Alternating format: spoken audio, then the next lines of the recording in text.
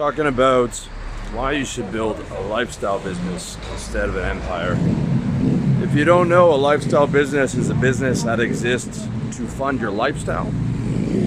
An empire is a business that exists to build a business, and your lifestyle is sacrificed for that. Microsoft is a good example. Bill Gates slept on his couch from 20 till 30. Ted Turner did the same thing to build CNN. Gary Vee works 16, 17 hours a day. Elon Musk works about the same. That's an empire. Reasons are, number one, lifestyle business is easier. Business already has a 90% failure rate. When you build a lifestyle business around a high-ticket service, your chances of success go up because there's no employees, there's no payroll. So there's less cash leaking out, which means you can stay in business longer. And businesses don't really fail, they just run out of money. When you're going hard in a lifestyle business, it's hard to run out of money, okay? Because your expenses are an internet connection and a few other things. I mean, I might pay out $200 a month in expenses. It's nothing. Number two, it's more pleasant. Okay, building an empire a lot of time is reinventing the wheel. It's not being profitable right away. It's gambling with investment. You might need debt. You might need to go get investors. Oftentimes you're not profitable from day one. Lifestyle business, you're profitable from your first customer. Okay? From the first personal training client you sell for $100, right? Which can be the first week that you're in business. Okay? It's more pleasant, it's easier. Number three, okay, it's easier to stay in business. It's more sustainable because you don't have overhead, you don't have an office, you don't have inventory, you don't have payroll. Those are what kill most businesses. All those expenses. All right. In a lifestyle business, number four, your margins are higher for those very same reasons. It's not uncommon for margins in a lifestyle business to be anywhere from 80 to 95%. We're talking about, real estate, insurance, selling marketing, selling sales training, selling coaching, like I do. It can also include personal training, any type of coaching. We're talking about 80 to 95% margins. I'll have to go and recalculate mine. It's part of my to-do list, but we're talking in my business 90%, probably about 93% now. Crazy margins. It's so much easier to sustain a business that's high margin, okay? Whereas something like software, something like Walmart, margins might be 4%. Amazon lost money for a decade because they would reinvest the money back into the business and in cutting costs so that they could destroy all their competitors because they had a large war chest, they had a lot of investors, so they could afford to do that. Their investors had a long timeline, okay? So they're able to run the business at razor thin margins. It's worked well for Amazon, but for most businesses, if you're having to operate on razor thin margins and you don't have billions in investment, it's a matter of time before you have a couple bad months. Then you got to go out on tour to the banks trying to get more money. Stress levels are higher, and that's just a much harder business to sustain. Which brings me to point number 5. It's less stressful. Okay? 90% of business stress comes from employees. I hate having employees. I hate managing people. Just like I hated having colleagues, okay? Because they do dumb shit all the time that you wouldn't do. And to get people to do things the way that you want, you really have to spoon feed everything and dial everything into what I call the McDonald's system. McDonald's works because there's absolutely no room for employees to think. Everything's just built into the process, okay? That might sound a little bit harsh, it might sound a little bit ruthless, but if you're an entrepreneur, you know exactly what the fuck I'm talking about, okay? It's a constant source of stress. Not to mention the fact that, you know, a lot of the people that you're gonna have to hire are gonna be millennials, right? These are people who stay at a job for 3 to 6 months, you know?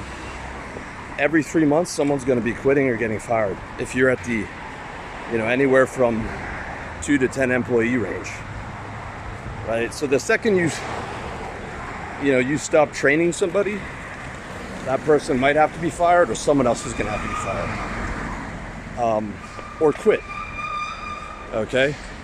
Even if you're a really good boss, you're a good manager, people are still gonna quit, especially in this day and age, you know? And all that's gonna affect you. You know, I had a client of mine who was making 6 figures a month taking home more than 100 grand a month. But there'd be months where all he's doing is putting out fires with employees who are throwing temper tantrums or quitting, okay? This is a guy who's making an absolute fortune, whose time is incredibly profitable. But because he's looking to build an empire, and I'm confident that he will build, you know, he is building that empire, he's forced to spend you know, his time placating employees on petty dramas, on, you know, having to go through the hiring process to find someone else, okay, because the people in charge of hiring aren't doing their job. This only changes, a lot of people don't know this, there's a hell zone for stress, okay, in terms of building an empire. And in my opinion, it's in that 4 to 15 employee range, okay? 4 to 15 employees. That's the range where you're constantly dealing with employee problems.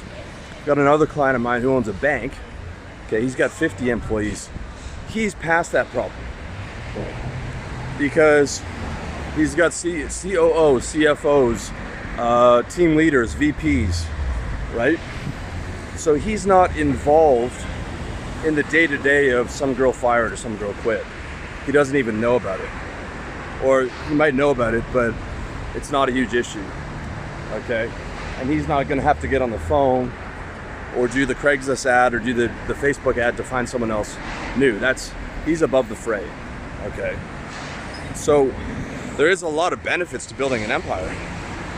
But it's only after you eat dick for a decade. It's only after, you know, 7 years of taking on enormous stress and succeeding, beating the odds, you know, having to beat greater odds than if it was an empire, a lifestyle business, okay? You know, you have to get to that 30-person range. And then sometimes that's not even always the case because, you know, your business is in a lot of debt, or, you know, you burn through a lot of investor money. You know, there's businesses where they're making $70 million a year, but they're losing money, and their investors are on top of them, and the banks are on top of them, and they're enslaved to that business, and those guys are making less than I do, okay? Because, you know, all they're getting is their $200,000 a year salary. They're never gonna get equity on that, or their equity's never gonna pay off because the business is never gonna be able to be sold, right? So a lot of guys build these empires, and they would have made way more just starting a service business that they made, you know, 600 first year, 6 figures, and then 200, and then 300, and then 400, over the course of a decade, getting that up to, 500 grand or whatever, than they would taking that giant shot at the big winner. Okay, I'll use an example from the tech startup I was in. I was in a tech startup, and we were in what's called an incubator with a bunch of other tech companies. None of those tech companies succeeded. One of those companies got bought out for $500,000. Okay, which is garbage once you take off the tax they had to pay on that, and the fact that it took those guys 3 years to get that acqui-hire. And by acqui-hire, I means the company was literally bought out because they wanted some of the source code and the Rockstar developer. Okay, so it's like those guys made if you taking off the taxes and you include 3 years of their time, it was like they're coming out of that deal with total 60, 70 grand a year, when they should have been making way more, because this Rockstar developer, could have gone into a programming business or a programming consulting business and been making 100, 150, 200, 300 grand a year as he scales up. You could have done anything. So the stress level is way higher in building an empire. Okay, and that's the reality of this thing. The lifestyle business is where it's at. Now there are some downsides to a lifestyle business. In general, there's less money on the table. Okay, the big money is in these sort of low margin, huge volume businesses, the Amazons, these types of businesses. So on average, there's going to be less money in a lifestyle business. Okay. There also might be, for some people, less of a sense of purpose. Like you don't have this big mission or big empire that you're building. Although I don't really agree with that, because I feel like I might have a lifestyle business, but it's still an empire in the sense I'm trying to reach millions of people. I'm trying to leave a mark. I'm trying to be significant in some way. But it's not something I'm too caught up in. And my in terms of significance for me, the ideal is, people are still reading my content 100 years from now, like they are Dale Carnegie stuff. That's the kind of impact I want to leave. Last point I want to make, okay, is there's no commute, right? There's no commute, and there's far less accountability. So I guess the point would be, I should have wrote this stuff down. The point would be, there's just far less to do, meaning it's 2:30. I'm on my way to the gym, and I'm filming a video at the same time. I have no office to go to. I have no employees to be, save one, that I need to be accountable to, that are going to say, oh, Will leaves at 2 o'clock, while we're working. We work harder than he does, right? Which is what employees say behind your back. I don't have to go into an office. I don't have to be physically tied to a location. I can go to Armenia next week if I want to. I live in Eastern Europe. I'm from Canada. I lived in Thailand before that. I can literally go anywhere. My mom's coming to visit me at the end of this month, and I have time to give her, 4 hours a day in the afternoon, because I don't have to be at an office. I don't have to be physically tied anywhere. I don't have to commute. I don't have to schedule my whole life around the commute or the physical location. I don't have to do any of that shit. So the lifestyle business, if done properly, gives you so much more freedom and less restriction of movement. Okay? And lastly, I'll give you what to expect. So what I encourage guys to do is a lifestyle high-ticket service business, all right? A coaching business, selling a marketing service, selling sales training service, selling real estate, selling insurance, selling personal training, selling financial services, selling business consulting, okay? All those are 6 to 7 figure businesses, okay? And what you can expect is, in all of those businesses, in my opinion, you can do 250K a year as a sole proprietor. Okay? And a number of those are portable, meaning you can do sales training from anywhere in the world. You can do it, by a phone call or video call. Real estate insurance, not so much, but you can scale up to where you're the real estate sales guru on YouTube, and you coach other real estate agents on how to make money. You coach insurance agents on how to make money. You sell courses around that idea, just like there's guys on YouTube doing that now. And then that becomes a portable business when you scale it up. So all those businesses are either portable or they can be converted into portable businesses after, 3 or 4 years of you grinding it out in the big city, making money, establishing yourself, establishing a track record, which is what I did in corporate sales. Okay. So I can feel totally confident in giving sales training to my entrepreneur class. So all those businesses, you can do 250 as a sole prop, meaning you can scale up all those businesses to 6 figures and then 250K a year without an employee, straight up. After that, you might even be able to go higher, but it's going to help to have maybe 1 or 2 employees to get to 7 figures. So you're looking at, if you push yourself, you can do 250 as a sole proprietor, and in every single one of those businesses, you're going to get to 7 figures, okay? And I'm saying 7 figures take home with 1 to maybe 4 employees, okay? So you're not in that hell range of 10 employees where it's a constant source of problems. And it's not an empire, so you're going to have people who are much less likely to quit or get fired, meaning I've got, my friends working for me doing, some of the social media management. And for a while he was doing the uploading and editing. We might get him back onto that, okay? But that's literally all systemized. It takes maybe 20 minutes a day.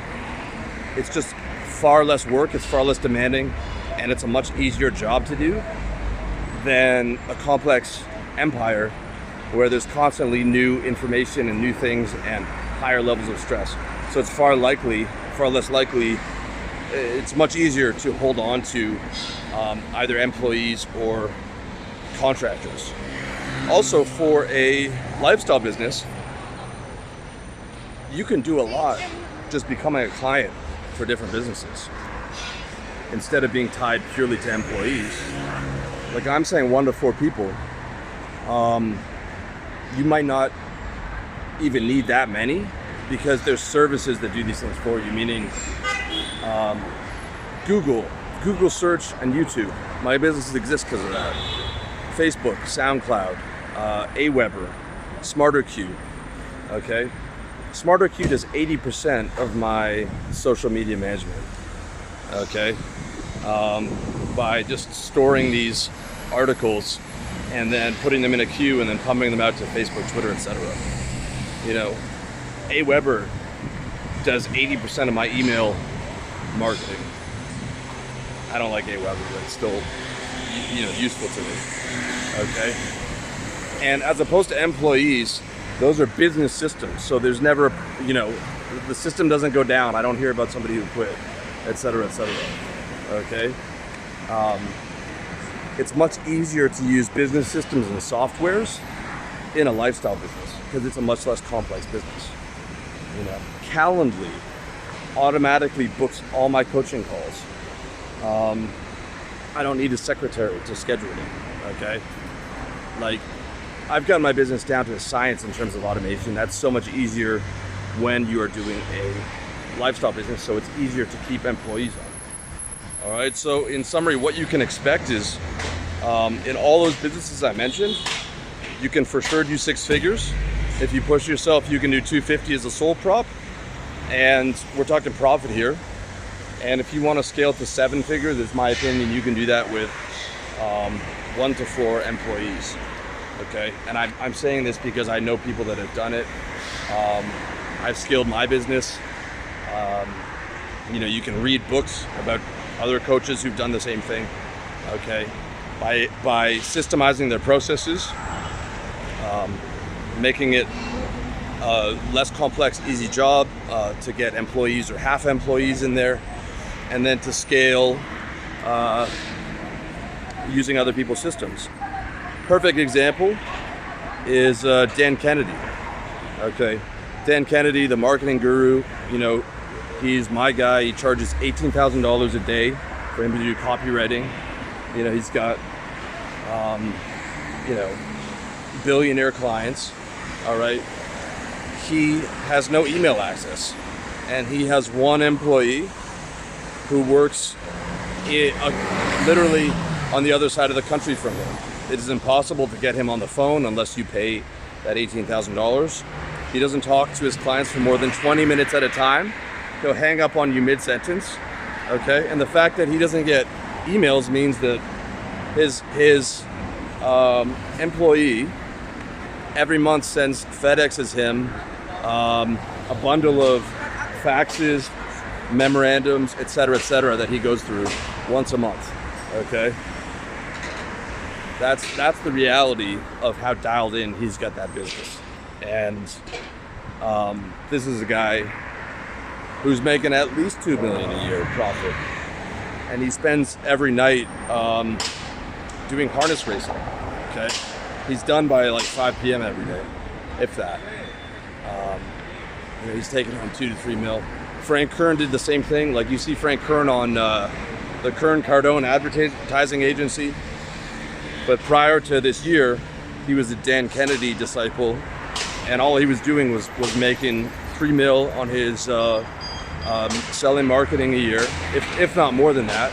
Basically selling the info products and high tickets marketing to 7-figure business owners, where he's charging, I don't know, I think it was like $10K a month or like $40K a seminar. And, you know, I think he had like 2 to 4 employees, probably taking home $2 million plus. Okay. So not even just straight 7 figures is possible. You know, we're talking like 3 to 5 mil is possible with a couple employees, especially if you're leveraging the internet. So I hope you found this message useful. If you're an entrepreneur and you want to know more, you want some help with this, check me out, revolutionarylifestyledesign.com/coaching. If you want to learn how to make some more money on your business, check out my sales book, revolutionarylifestyledesign.com/products. And if you want more information on this in general, just revolutionarylifestyledesign.com/money. That's got all my free articles on the topic of making money in entrepreneurship. And as always, man, I just wish you all the best. I'm having a fantastic day. I hope you are too. Much love to you. God bless you.